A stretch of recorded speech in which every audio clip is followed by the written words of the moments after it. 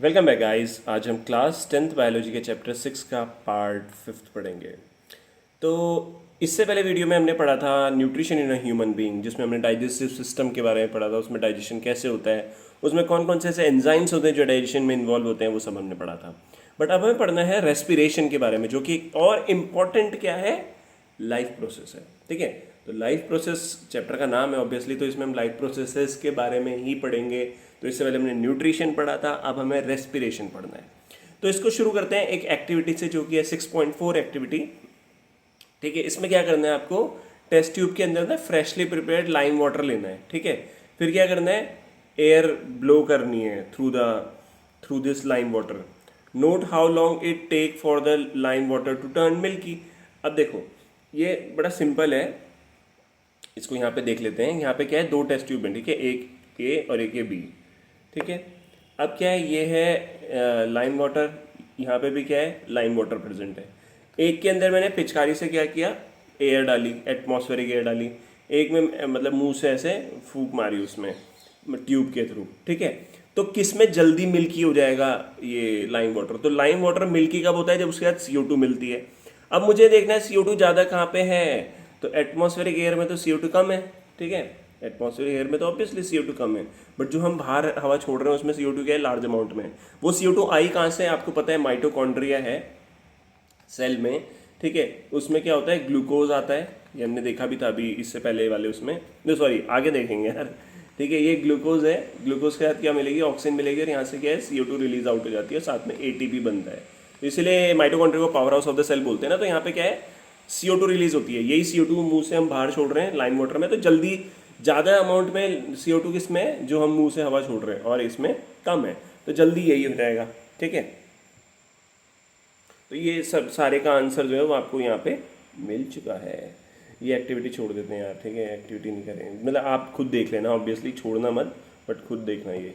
चलो हम पढ़ते हैं मेन टॉपिक पे। We have discuss nutrition in organism. Nutrition हमने पढ़ा है लास्ट वीडियोज़ में। The food material taken in during the process of nutrition is use to cell to provide energy for various life process. हम खाना क्यों खाते हैं कि उससे उस खाने से क्या होता है कि खाने से जो सेल होता है हमारी बॉडी के, वो एनर्जी प्रोवाइड करते हैं, और उस एनर्जी की वजह से बहुत सारी लाइफ प्रोसेस होती है हमारी बॉडी में। अब जो डाइवर्स ऑर्गेनिज्म हैं do this in different way, किसको करते हैं वो अलग अलग तरीके से, मतलब अलग अलग ऑर्गेनिज्म इस काम को अलग अलग तरीके से करते हैं। किस काम को, कि फूड से एनर्जी लेना। ठीक है, तो जो डाइवर्स ऑर्गेनिज्म है वो अलग अलग तरीके से करते हैं। जैसे some use oxygen to break down glucose completely into carbon dioxide and water. कुछ तो क्या करेंगे, ग्लूकोज को ब्रेक डाउन करेंगे ऑक्सीजन की मदद से, किसमें, कार्बन डाइऑक्साइड एंड वाटर में, और एनर्जी रिलीज होगी। सम यूज अदर पाथवे, कुछ ऐसा पाथवे भी यूज करते हैं ऑर्गेनिज्म जिसमें ऑक्सीजन यूज ही नहीं होता, वो भी हम देखेंगे। तो इन ऑल केसेस जो फर्स्ट स्टेप है, देखो चाहे ऑक्सीजन यूज हो रही है या ऑक्सीजन यूज नहीं हो रही है, ठीक है ना, ग्लूकोज को तोड़ने के लिए या तो ऑक्सीजन यूज होगी या ऑक्सीजन यूज नहीं होगी। बट जितने भी ये केसेस हैं जिसमें ऑक्सीजन यूज हो रही है नहीं हो रही है, इसमें पहला स्टेप सब में कॉमन रहेगा। वो क्या है, ब्रेक डाउन ऑफ ग्लूकोज, जो कि 6 कार्बन मॉलिक्यूल है, into 3 carbon molecule called pyruvate. तो होता क्या है, ग्लूकोज किस में कन्वर्ट होता है, पायरुवेट में कन्वर्ट होता है। तो देखो ऐसे करके है, ये सेल है, ये न्यूक्लियस हो गया, ये क्या है, साइटोप्लाज्म है। ठीक है, तो ये जो प्रोसेस होती है ग्लूकोज से ब्रेक डाउन होना पायरुवेट का, मतलब ग्लूकोज से ब्रेक होकर पायरुवेट बनना, ये जो प्रोसेस होती है सेल के साइटोप्लाज्म में होती है, और इस प्रोसेस को बोलते हैं ग्लाइकोलाइसिस। ठीक है, तो this process take place in the cytoplasm. Obviously कहाँ पे होगी, साइटोप्लाज्म में होगी। फर्दर द पायरुवेट में भी converted to ethanol and carbon dioxide. Pyruvate ethanol और कार्बन डाइऑक्साइड में भी कन्वर्ट हो सकता है। ठीक है, इथेनॉल तो अल्कोहल है ना। तो this process take place in yeast during fermentation. ये कहाँ पे होती है, ईस्ट की मदद से होती है, और इसको बोलते हैं fermentation. Since this process take place in the absence of air, यहाँ पे फर्मेंटेशन में ऑक्सीजन यूज नहीं होती है, इसलिए इसको एनारोबिक रेस्पिरेशन बोलते हैं। एनारोबिक रेस्पिरेशन मतलब ऐसा रेस्पिरेशन जिसमें ऑक्सीजन का यूज नहीं हो रहा है। Break down of pyruvate using oxygen. अब पायरुवेट को तोड़ना है मुझे ऑक्सीजन की मदद से, तो ये कहाँ पे होता है, माइटोकॉन्ड्रिया में, जो हमने ऊपर देखा। This process breaks up the 3, एक मिनट, ये ना, हाँ ठीक है। तो this process breaks up the 3 carbon pyruvate, 3 carbon का है ना pyruvate molecule, to give 3 molecules of carbon dioxide. देखो ये अभी हम पढ़ेंगे इसको, तब समझ में आ जाएगा। The other product is water. ठीक है, अब पहले इसको देख लेते हैं फिगर 6.8 को, तब समझ में आएगा। ये अपना ग्लूकोज है, ये मुझे खाने से मिल गया, ठीक है, न्यूट्रिशन की मदद से मिला। ये सेल के साइटोप्लाज्म में जाएगा, ये ब्रेक हो जाएगा किसमें, पायरुवेट में। पायरुवेट 3 कार्बन मॉलिक्यूल होता है, यहाँ पे थोड़ी बहुत अमाउंट में एनर्जी रिलीज होती है। अब ये अलग अलग पाथवे में जाएगा। एक तो क्या है जो फर्मेंटेशन वाला हमने पढ़ा, ये ईस्ट में जाएगा, ठीक है। एब्सेंस ऑफ ऑक्सीजन मतलब कौन सा रेस्पिरेशन, एनारोबिक रेस्पिरेशन हो गया। इसमें क्या होगा, ये अल्कोहल बनेगा, इथेनॉल, कार्बन डाइऑक्साइड बनेगी और एनर्जी बनेगी। इथेनॉल क्या है, 2 कार्बन मॉलिक्यूल है, ठीक है। इथेनॉल का फॉर्मूला पता है आपको तो प्लीज कमेंट करना, ठीक है। ये हो गया। दूसरा क्या है यहाँ पे जो हमने पढ़ा, इन द प्रेजेंस ऑफ ऑक्सीजन, जो कि एरोबिक रेस्पिरेशन है। ये कहाँ होता है, माइटोकॉन्ड्रिया में होता है। तो पायरुवेट कहाँ जाएगा, माइटोकॉन्ड्रिया में, फिर वो ब्रेक होगा कार्बन डाइऑक्साइड, वाटर और एनर्जी में, ठीक है। और एक होता है ये वाला लैक ऑफ ऑक्सीजन, ये कहाँ होता है, मसल्स में होता है, ठीक है। मसल्स में पायरुवेट जो है वो ब्रेक होता है किसमें, लैक्टिक एसिड और एनर्जी में। अब ये जो देखो हम दौड़ रहे तो क्या होगा, ये प्रोसेस होगी, पायरुवेट ब्रेक होगा किसमें, लैक्टिक एसिड में, हमारी मसल्स में। और वहाँ पे प्रॉपर्ली ऑक्सीजन रहती नहीं, लैक ऑफ ऑक्सीजन रहता है। तो इस वजह से जब लैक्टिक एसिड का बिल्डअप होगा ना, लैक्टिक एसिड बनेगा, तो उसकी वजह से प्रॉब्लम क्या आती है, थकान लगने लग जाती है अपने को, क्रैम्प्स आ जाते हैं। तो ये सब किसकी वजह से होगा, लैक्टिक एसिड की वजह से होगा, ठीक है। ओके, अब देखते हैं। Since this process take place in the presence of, अब ये जो प्रोसेस हो रही है माइटोकॉन्ड्रिया में, इसमें एयर ऑक्सीजन यूज हो रही है, तो एरोबिक रेस्पिरेशन है। Release of energy in this aerobic process is lot than in the anaerobic respiration. अब यहाँ पे जो एनर्जी निकल रही है कम होती है काफी, और यहाँ पे जो होती है बहुत ज्यादा होती है। मतलब एनारोबिक में कम है, एरोबिक में बहुत ज्यादा है energy. Sometimes when there is a lack of oxygen, हमारी मसल्स में जब लैक ऑफ ऑक्सीजन हो जाता है तो एक दूसरा पाथवे भी होता है जिसमें ब्रेकडाउन होता है पायरुवेट का। इसमें क्या होता है, जो पायरुवेट है वो कन्वर्ट हो जाता है किसमें, लैक्टिक एसिड में, which is also a 3 carbon molecule. तो लैक्टिक एसिड भी 3 कार्बन मॉलिक्यूल है।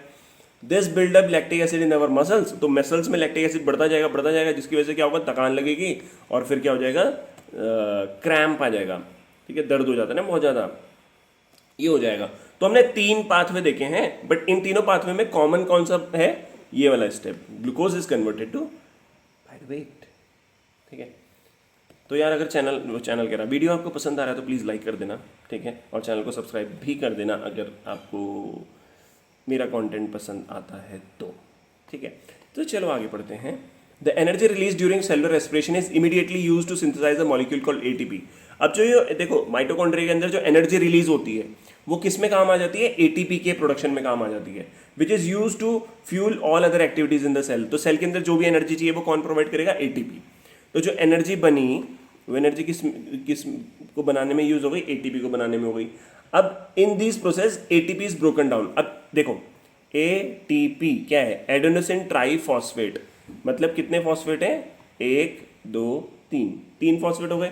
तो उसने क्या बोला, एनर्जी बनी थी उससे एटीपी बन गया। अब एटीपी क्या है, एनर्जी प्रोवाइड करेगा जब भी रिक्वायरमेंट होगी। तो कैसे करेगा, in this process ATP is broken down giving rise to fix amount of energy which can derive the endothermic reaction take place in the cell. तो ये देखो ऐसे होता है, ये क्या है, एडीपी प्लस पी, मतलब एडीपी क्या है, एडेनोसिन डाइफॉस्फेट।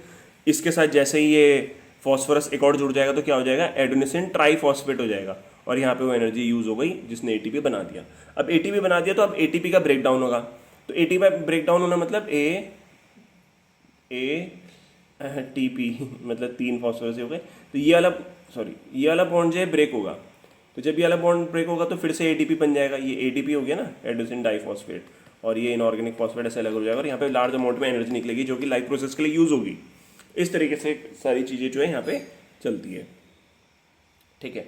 अब since the aerobic respiration pathway depend on oxygen, obviously aerobic respiration किस पे डिपेंड है, ऑक्सीजन पे है। तो aerobic organism need to ensure that there is a sufficient intake of oxygen.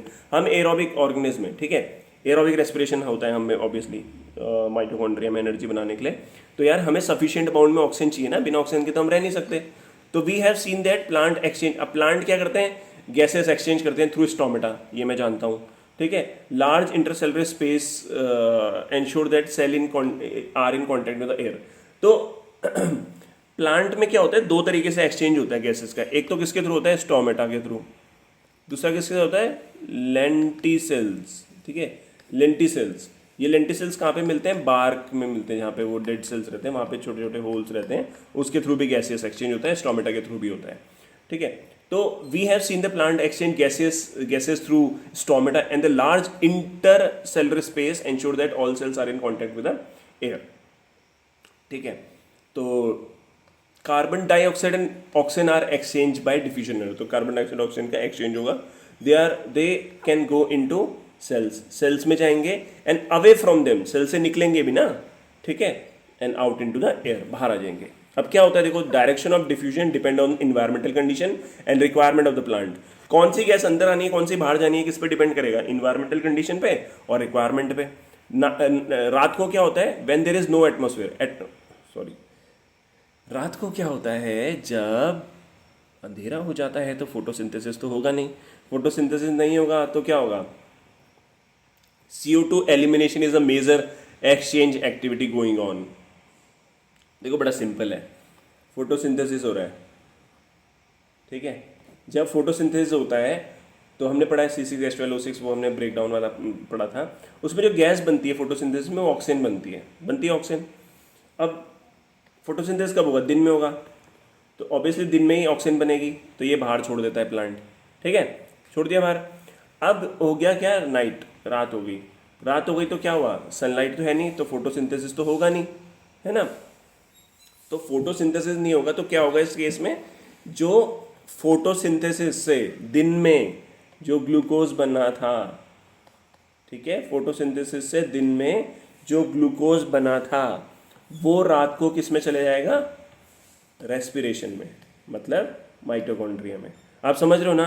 देखो दिन में फोटोसिंथेसिस हुआ, फोटोसिंथेसिस से क्या हुआ, C6H12O6 बन गया, साथ में ऑक्सीजन भी बन गई और बाहर छूट गई।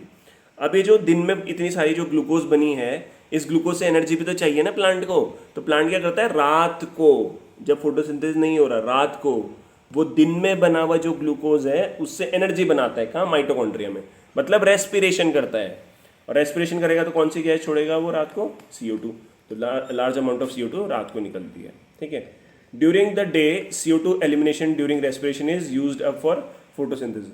अब दिन के टाइम पे क्या होता है, अगर CO2 जनरेट होती है तो वो जो ये CO2 जनरेट हुई थी रेस्पिरेशन के टाइम पे, वो फोटोसिंथेसिस में यूज हो जाती है। Hence there is no CO2 release, instant oxygen release is the major event at this time. तो ऑक्सीजन किस टाइम पे निकल रहा है, दिन के टाइम में निकल रहा है, रात को CO2 निकलती है, बट लेकिन वो CO2 का काफ़ी ज़्यादा पार्ट जो है वो दिन में किस में यूज़ हो जाता है, फोटोसिंथेसिस में। रात को CO2 बनी और यही CO2 क्या चाहिए, दिन में चाहिए ना फोटोसिंथेसिस के लिए, तो वो यूज़ हो जाती है। Animal have evolve different organs for Uptake of oxygen from the environment. अब एनिमल की बात करते हो, एनिमल में डिफरेंट ऑर्गन है ये ऑक्सीजन को लेने के लिए, ठीक है, और CO2 को बाहर छोड़ने के लिए। टेरेस्ट्रियल एनिमल जो होते हैं वो ब्रीथ करते हैं ऑक्सीजन को in the atmosphere, directly atmosphere से ले लेंगे जो जमीन में रहेंगे। But animals that live in water need to use the oxygen dissolved in water. तो जो पानी में रहते हैं उनको कहाँ से चाहिए ऑक्सीजन, जो डिजॉल्व्ड ऑक्सीजन है पानी में वहाँ से लेते हो, ठीक है। ये एक्टिविटी भी छोड़ देते हैं यार, एक्टिविटी तो वैसे स्कूल में पढ़ाते हैं क्या, तुम लोगों को बताना है, ठीक है। Since the amount of dissolved oxygen is fair, ये इंपॉर्टेंट है, इससे क्वेश्चन आता है, क्या बोला उसने, since the amount of dissolved oxygen is fairly low compare to the amount of oxygen in the air. अब देखो ना पानी के अंदर, ठीक है, वाटर जो है वहाँ पे ऑक्सीजन क्या है, ऑक्सीजन क्या है, कम है, एयर में क्या है, ऑक्सीजन क्या है, ज़्यादा है, ठीक है। तो rate of breathing in aquatic organism is much faster than scene in the terrestrial organism. तो टेरेस्ट्रियल ऑर्गेनिज्म जो जमीन में रहते हैं उसके कंपेयर में जो पानी में रहने वाले एनिमल्स हैं उनकी जो रेट ऑफ ब्रीदिंग है वो फास्ट है, क्योंकि वहाँ पे ऑक्सीजन की कमी है तो उन्हें जल्दी जल्दी सांस लेना पड़ेगा। Fishes take in water through the their mouth से लेंगी और गिल्स में पास करेंगी, ठीक है, समझ रहे हो ना। वाटर जिसमें ऑक्सीजन है, ऑक्सीजन ये कहाँ जाएगी, पहले माउथ में जाएगी, किसके, मछली के, फिर कहाँ जाएगी, गिल्स में जाएगी। जैसे गिल्स में जाएगी तो क्या होगा, ये जो वाटर है ना, ये वाला वाटर जो गिल्स में गया, तो गिल्स में क्या होगा, इस वाटर से ऑक्सीजन निकल जाएगी और ऑक्सीजन कहाँ चली जाएगी, ब्लड में, ठीक है ना। तो क्या बोला उसने, pass the gills where the dissolved oxygen is taken up by the blood. फिर terrestrial organism use the oxygen in the atmosphere for respiration, तो हम तो हवा से ही ले लेते हैं। This oxygen is absorb by different organs in different animals. तो हमारी बॉडी में कौन सा ऑर्गन है जो ये एब्जॉर्ब करता है, लंग्स। ऐसे ही डिफरेंट डिफरेंट ऑर्गन्स होते हैं। तो all these organs have a structure that increase the surface area which in contact with oxygen rich atmosphere. अब देखो ये ऑक्सीजन रिच एटमॉस्फेयर है, ठीक है, इससे मुझे क्या चाहिए, ऑक्सीजन चाहिए। तो जो ये ऑर्गन है इसका सरफेस एरिया क्या है, लार्ज अमाउंट में होना चाहिए। सरफेस एरिया लार्ज होने से फायदा क्या है कि लार्ज अमाउंट में हम CO2 को क्या, ऑक्सीजन को क्या है, इनटेक कर सकते हैं। Since the exchange of oxygen and carbon dioxide has to take place across this surface is very fine and delicate। अब देखो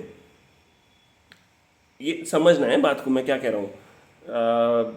जैसे जैसे जैसे एक एग्जांपल ले लेते हैं, अमीबा का ले लेते हैं, ठीक है, यूनिसेलुलर का ले लेते हैं। अब यहाँ से ऑक्सीजन अंदर आएगी, CO2 बाहर जाएगी। तो ये जो लेयर है, ये लेयर, ये एक्सचेंज जो मेम्ब्रेन है, ये कैसी होनी चाहिए, बहुत फाइन और डेलिकेट होनी चाहिए ना, बहुत ज़्यादा छोटी पतली होनी चाहिए, है ना। तो ऐसे ही हमारी बॉडी में ऐसे बाहर नहीं है कुछ, क्योंकि बिकॉज देखो ये अमीबा है, ये हम लोग हैं। अमीबा तो एक सिंगल सेल का बना है, तो उसमें तो कोई चांस ही नहीं है कि कोई ऑर्गन होगा, तो सीधे बाहर से ही ऑक्सीजन आएगी, CO2 ऐसे निकल जाएगी सरफेस से, तो उसका सरफेस पतला होना चाहिए। सेम इसी तरीके से हमारी बॉडी के तो अंदर ऑर्गन है, जिसे लंग्स बोलते हैं। तो लंग्स के अंदर भी क्या होता है, इस एक्सचेंज होता है गैसेस का, कि ऑक्सीजन अंदर आई, CO2 बाहर गई। तो ये किसके थ्रू होगा, वहाँ पे कोई लेयर होगी हमारे भी ऑर्गन में ना, लंग्स में, जिसे एल्वुलर वॉल भी बोलते हैं, अभी हम पढ़ेंगे। तो वो भी डेलिकेट होती है, फाइन होती है बहुत। In order to protect this surface it is usually placed in within the body. तो ये जो फाइन लेयर है जिसके थ्रू एक्सचेंज होता है गैसेस का हमारी बॉडी में, वो तो क्या है, हमारी बॉडी के अंदर प्रेजेंट है। तो फाइन है तो वो प्रोटेक्शन तो जरूरी चाहिए ना। So there has to be passage that will take air to this air. तो यहाँ से सांस कहाँ जानी है, लंग्स में जानी है ना, वहीं एक्सचेंज होता है। तो यहाँ तक जाने के लिए कोई रास्ता तो होना चाहिए ना। तो in addition there is a mechanism of moving the air in and out of this area where the oxygen is absorb. तो ऑक्सीजन तो एब्जॉर्ब होती है लंग्स में, तो वहाँ तक पहुँचाने के लिए क्या है, या बाहर छोड़ने के लिए एयर का क्या है, एक पैसेज बना हुआ है, रास्ता, ठीक है। In human being air is taken into the body through nostril. अब ह्यूमन बीइंग में क्या होता है, एयर जो है वो टेकन इन होता है बॉडी में थ्रू द नॉस्ट्रल के through. This air Passage through the nostril is, यहाँ पे क्या होते हैं, हेयर्स होते हैं छोटे छोटे, जो क्या करते हैं, फिल्टर कर देते हैं एयर को, डस्ट पार्टिकल्स को रोक देते हैं।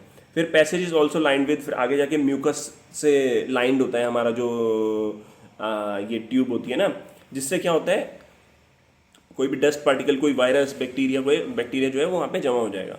From here the air passage through the throat and into the lungs, और फिर थ्रोट के थ्रू लंग्स में चला जाएगा।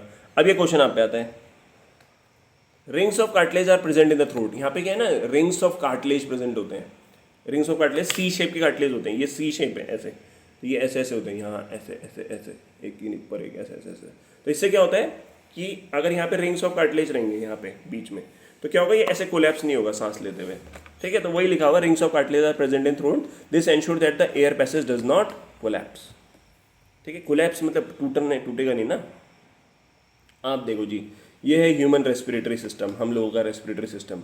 नेजल पैसेज, ठीक है, नेजल पैसेज के थ्रू ये आया, ठीक है। ये क्या है, माउथ कैविटी, यहाँ से खाना आया। अब देखो खाना यहाँ आया और एयर भी यहाँ आई, तो ये एक एरिया है जहाँ पे क्या है, खाना भी आ रहा और एयर भी आ रही, इसे बोलते हैं pharynx, common passage for food and air. इसके बाद लैरिंक्स आ जाता है, वॉइस बॉक्स हो गया, देन ट्रैकिया आ जाता है, ये विंड पाइप हो गया, देन रिंग्स ऑफ कार्टिलेज यहाँ पे प्रेजेंट है। अब इसकी डिवीजन होगी, देखो इसकी डिवीजन हो रही है, ठीक है। तो पहली जो ये डिवीजन हुई इसे बोलते हैं ब्रोंकाई, फिर ब्रोंकाई नीचे हो जा रहा है, फिर और डिवीजन हो रही है, उसे क्या बोलते हैं, ब्रोंकियोल्स, और डिवीजन हो गई ना। फिर उसके बाद क्या है, लास्ट में एल्वुलर सैक आ जाता है। एल्वुलर सैक मतलब ऐसे एक बैलून की तरह स्ट्रक्चर आ जाएगा, और ये डायफ्राम है जो रेस्पिरेशन में हेल्प करता है, ठीक है। ये लंग्स हो गया, ये रिब्स हो गया। अब देखो ये है एल्वुलाई, ये रेस्पिरेटरी ब्रोंकियोल्स हो गए लास्ट में, और इसके बाद क्या आ जाता है, ये हमारी बैलून लाइक स्ट्रक्चर आता है, जिसे बोलते हैं एल्वुलाई। अब इस एल्वुलाई में गैसेस एक्सचेंज कैसे होता है वो हम देख लेते हैं फटाफट यहाँ पे इस डायग्राम से। ये एल्वुलाई है, इसके एल्वुलाई के जस्ट चिपकते हुए क्या है, एक ब्लड कैपिलरी जा रही है। ब्लड कैपिलरीज के अंदर क्या है, ब्लड प्रेजेंट है, ठीक है। तो होता क्या है यहाँ पे, ये ब्लड कैसा रहता है, डीऑक्सीनेटेड, इसके अंदर CO2 रहती है, और एयर हमने बाहर से ली, उसके अंदर क्या ऑक्सीजन है। तो जो एल्वुलर वॉल है, ये वाली वॉल जो है, ये क्या बहुत ज़्यादा पतली है, ठीक है, और ब्लड कैपिलरी भी जो है बहुत ज़्यादा पतली है। तो इसके थ्रू क्या होता है, ऑक्सीजन इधर आ जाएगा और CO2 यहाँ से यहाँ चले जाएगा, ठीक है। तो ये क्या हो गया, गैसियस एक्सचेंज हो गया, ठीक है। तो with in the lungs the passage, अब लंग्स के अंदर ये जो पैसेज है स्मॉल स्मॉल ट्यूब्स में डिवाइड होकर के फाइनली बैलून लाइक स्ट्रक्चर आ जाता है, जिसे एल्वुलाई बोलते हैं। एल्वुलाई क्या प्रोवाइड करता है? Surface where the exchange of gases can take place. तो ये हो रहा है ना, एल्वुलाई में गैसेस एक्सचेंज हो रहा है। Wall of the alveoli contain an extensive network of blood vessel. तो ये एल्वुलाई की वॉल में क्या है? ब्लड वेसल्स है, मतलब कैपिलरीज प्रेजेंट है। As we have seen in the earlier air when we breathe, जो हम सांस लेते हैं तो हमारी क्या होती है? लिफ्ट जो है वो, रिब्स जो है वो क्या होती है? लिफ्ट अप हो जाती है, ठीक है, ऐसे बाहर को आ जाती है। फ्लैटेंड अवर डायफ्राम, डायफ्राम ऐसा रहता है बट ऐसे हो जाता है जब हम सांस लेते हैं। And chest cavity become large, chest cavity कैसे हो जाएगी? लार्ज होगी, ऐसे फुल जाएगी ना जब हम सांस ले रहे हैं, जिसे इंस्पिरेशन बोला जाता है। Because of this air is sucked into the lungs and fill the extended alveoli. तो इससे क्या होगा? एयर अंदर आएगी और एल्वुलाई फुल जाएगा, हवा भर जाएगी ना इसके अंदर। The blood brings carbon dioxide from the rest of the body to release into the alveoli. अब ये देखा ना, ये ब्लड था, ये ब्लड किसको लेके आ रहा था? पूरी बॉडी से CO2 को लेके आ रहा है यहाँ पे एक्सचेंज के लिए। और ऑक्सीजन जो है एल्वुलर एयर में यहाँ पे जो प्रेजेंट है वो ब्लड ले लेगा। तो ब्लड CO2 दे देगा, वहाँ से ऑक्सीजन ले लेगा alveolar vessels to transport to the cells of the body. तो ऑक्सीजन पूरी बॉडी में पहुँचा देता है फिर वो। During the breathing cycle when, समझ गए ना ऑब्वियसली यार, ये देखो ये ब्लड है यहाँ, ये CO2 है, पूरी बॉडी से आया है CO2 ब्लड के थ्रू। ये CO2 इधर आ गया, यहाँ से ऑक्सीजन यहाँ चले गया। तो इससे क्या होगा? अब ऑक्सीजन आ गया ब्लड में तो वो ऑक्सीजनेटेड ब्लड पूरी बॉडी में जाएगा, पूरे सेल्स में जाएगा, ठीक है। ऐसे ही सेल्स में भी होता है ना, ये सेल है तो क्या होगा? यहाँ पे ऑक्सीजन आ गई ब्लड के थ्रू, और जो ब्लड के थ्रू आ गई, और जो सेल के अंदर CO2 बनी वो बाहर आ जाती है। और फिर यही CO2 वाला ब्लड कहाँ जाएगा? लंग्स में जाएगा। और ये ऑक्सीजन वाला ब्लड जब ऑक्सीजनेट हो जाएगा तो ये ब्लड कहाँ जाएगा? सेल में जाएगा। तो ऐसे एक्सचेंज होता है। During the breathing cycle when air is taken in and let out, तो हम अंदर और बाहर छोड़ते हैं हवा को। Lungs always contain a residual volume of air. Lungs के अंदर क्या होता है? रेजिडुअल वॉल्यूम ऑफ एयर होता है। ऐसा नहीं हमने सांस निकाल दी सारी और अंदर खाली हो गया, कुछ भी नहीं अंदर, ऐसा नहीं होता। अंदर थोड़ी बहुत एयर जो है वो प्रेजेंट रहती है। क्यों? So that there is a sufficient time for exchange oxygen to be absorbed and for the carbon dioxide to be released. Properly gases exchange होने के लिए वहाँ पे ना पूरा खाली होना नहीं होना चाहिए, मतलब खाली वहाँ पे प्रेजेंट रहना चाहिए वो, ठीक है। When the body size of animal is large, बहुत बड़ा साइज है एनिमल का, तो क्या होगा? Diffusion pressure alone can not take care of oxygen delivery to all part of the body. अब हमारा बॉडी बहुत बड़ा है तो ऑक्सीजन पूरी बॉडी पार्ट्स में, पूरे सेल्स में कैसे जाएगा? ऐसे प्रेशर की मदद से तो, डिफ्यूजन प्रेशर की वजह से तो जाएगा नहीं। डिफ्यूजन प्रेशर समझते हो ना कि ऑक्सीजन यहाँ पे ज़्यादा है, यहाँ पे कम है, तो यहाँ से यहाँ मूव कर जाएगी। तो ऐसे नहीं हो सकता क्योंकि पूरी बॉडी बहुत बड़ी है। इंस्टेड रेस्पिरेटरी पिगमेंट, हमारे ब्लड में क्या होता है? रेस्पिरेटरी पिगमेंट होता है जो इस ऑक्सीजन को लंग से कैरी करता है और फिर कहाँ पहुँचाता है? टिश्यूज़ में पहुँचाता है और वहाँ पर फिर ऑक्सीजन को रिलीज कर देता है। तो ह्यूमंस में जो रेस्पिरेटरी पिगमेंट है उसका नाम क्या है? हीमोग्लोबिन, जो कि रेड कलर का होता है। क्यों? रेड कलर का होता है और ये आरबीसी के अंदर होता है, इसलिए वो आरबीसी को रेड कलर का बनाता है। Which is a very high affinity for oxygen, और इसकी एफिनिटी ऑक्सीजन के लिए क्या है? बहुत ज़्यादा रहती है। This pigment is present in red blood corpuscles. ये जो पिगमेंट है ये कहाँ प्रेजेंट होता है? रेड ब्लड कार्पसल्स में प्रेजेंट होता है। Carbon dioxide is more soluble in water than oxygen. Carbon dioxide पानी में ज़्यादा सॉल्युबल होता है as compare to the oxygen, and hence is mostly transported in dissolve form in our blood. तो blood में प्लाज्मा होता है, प्लाज्मा में 90% वाटर होता है, तो क्या होगा? इस प्लाज्मा के थ्रू भी क्या होता है? ऑक्सीजन CO2 जो है वो ट्रांसपोर्ट होती है, क्योंकि CO2 पानी में डिजॉल्व हो जाती है। ओके, फाइनली तो अपना ये वाला वीडियो खत्म हो गया है, मुझे लगा और ज़्यादा होगा, ठीक है। तो इसके बाद ट्रांसपोर्टेशन पढ़ेंगे जो कि काफ़ी इंटरेस्टिंग है, जिसमें हम हार्ट के बारे में पढ़ेंगे। हार्ट कैसे फंक्शन करता है, ब्लड को कैसे पंप करता है, ये सारी चीज़ें।